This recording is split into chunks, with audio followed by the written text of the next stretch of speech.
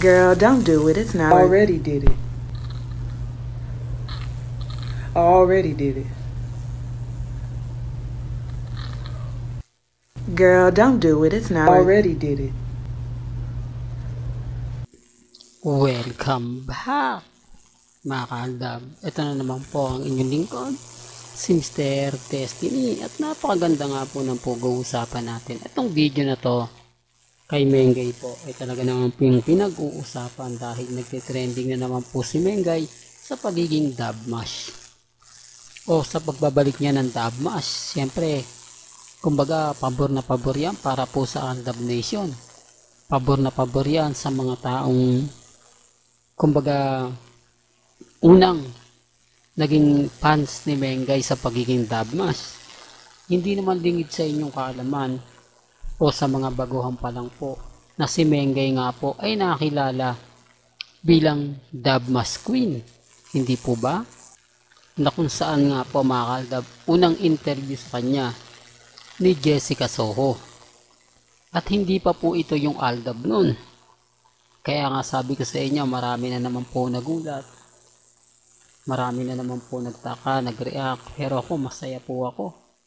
Kasi kahit papaano, nanunumbalik po yung mga bagay-bagay na kay Mengay lang natin nakikita at kay Alden.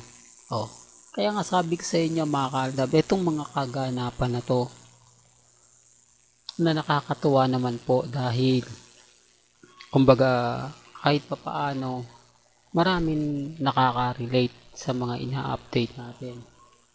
Marami nakakakita, marami nakakapanood, marami nakakapag kumbaga bigay ng pahayag ng saloobin po nila. Hindi po ba? Hindi, real talk yan. Pero hindi po din yung topic natin. Siyempre, iba naman po yung pag-uusapan natin. Ito nga po ang pag-post. Matutuwa nga po ba tayo o hindi? Dito nagkakaalaman na po na lahat ng sinabi ni Mr. Destiny talaga naman pong umaayon sa mga ina-update natin. Umaayon sa mga sinasabi ko at pinapaliwanag. Bagamat marami pong kwento kung ano-ano po yung mga sinasabi, pero inilabas naman po yung ebidensya at resibo. Nag-post nga po si Colleen, nakasama nga po nila si Mengay sa Mateo Restaurant. Bakit yung mga pumupunta dyang army, main fanatics, hindi po nila naiispatan si Mengay?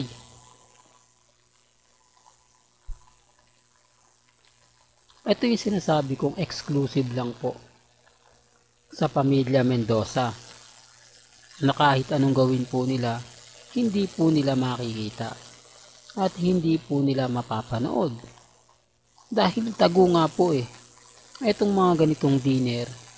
Para lang po sa kaalaman ng lahat, talagang kumbaga hindi nyo makikita, hindi nyo mapapanood o mapapakinggan. Ibig kong sabihin, wala pong nakapag-post ng ganyan maliban lang po sa pamilya Mendoza. Doon pa lang mapapansin nyo na sa dami nga po ba ng tao dyan, sa dami nga po ba na mga kumakain, pumupunta, wala nga pong nagpa-picture, wala ni isang kumuha para lang po sabihin na natin may pagmamalaki niya, mapopost niya sa kanyang social media account na pumunta siya sa Mateo Restaurant ni Mengay sa Pulang Buhangin, tapos nakita niya si Mengay at may bonus pa, nakita niya yung pamilya ni Maine Polkerson. Dito sa post nga po ni Colleen, wala po dun si Congressman Arjo na hindi talaga pumapabor sa mga fans ng army. Kaya nga sabi ko sa inyo, ako mga kaaldab, lagi ko naman pong sinasabi, paulit-ulit ko naman pong kumbaga pinapaliwanag na sa dami po kasi ng mga pahayag ngayon, mga bali-balita, Hindi mo na talaga alam kung ano na nga po ba yung nangyayari, kung sino-sino na nga po ba yung paniniwalaan po ninyo. Kasi marami nga po nagsasabi na si Mengay daw wala sa Bulacan. Fake news daw po ako. Wala daw pong katotohanan dahil nasa Batangas nga po raw si Maine, kasama nga po si Ibyang. Nag-harvest po sila ng mga prutas, lalo na po sa farm.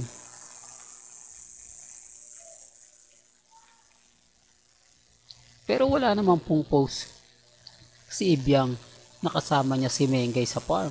So, doon pa lang po mga kaaldab, masasabi nyo na balita nila walang katotohanan eh.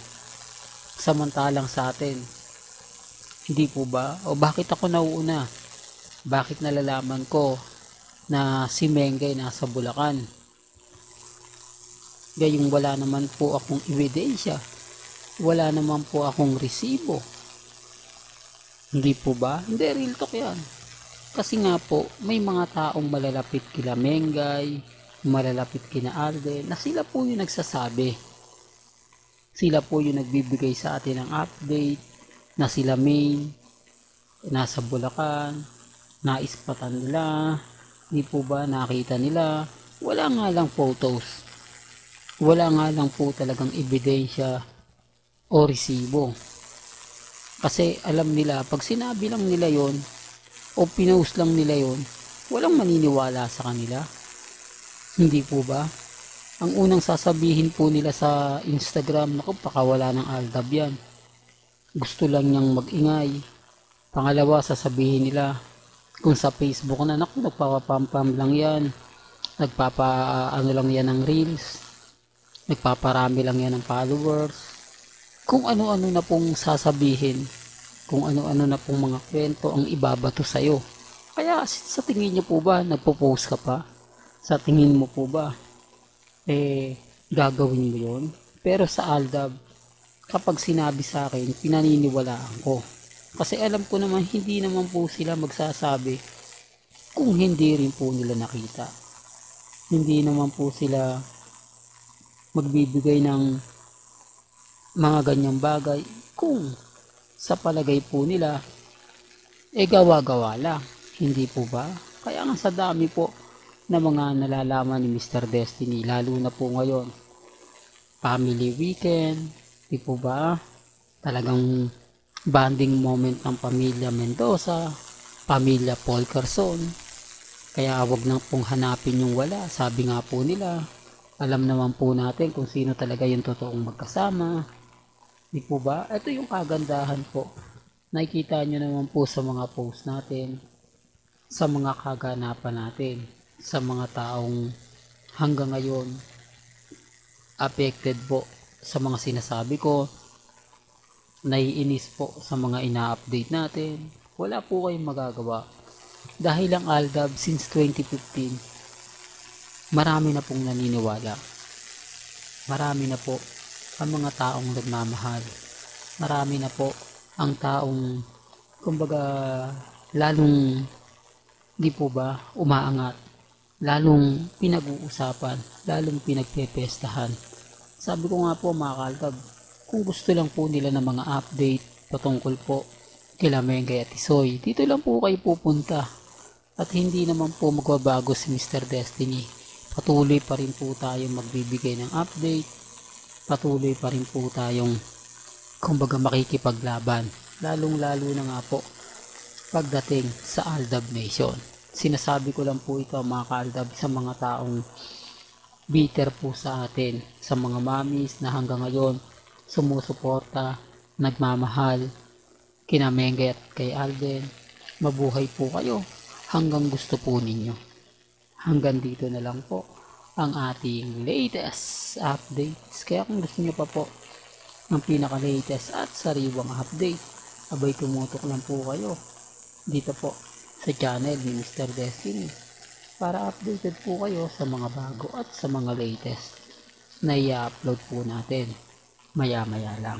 Kaya kung bago ka lang sa channel na to at isa kang true-blooded Aldab Nation na nagmamahal kina Mengay at Isoy, tama po ang channel na pinuntahan mo, kaya consider na po kitang bagong subscriber. At huwag mong kalimutang i-share ang mga video po natin sa mga mami, sa mga titas, at sa mga senior. Hanggang sa muli, salamat po sa panonood at pakikinig.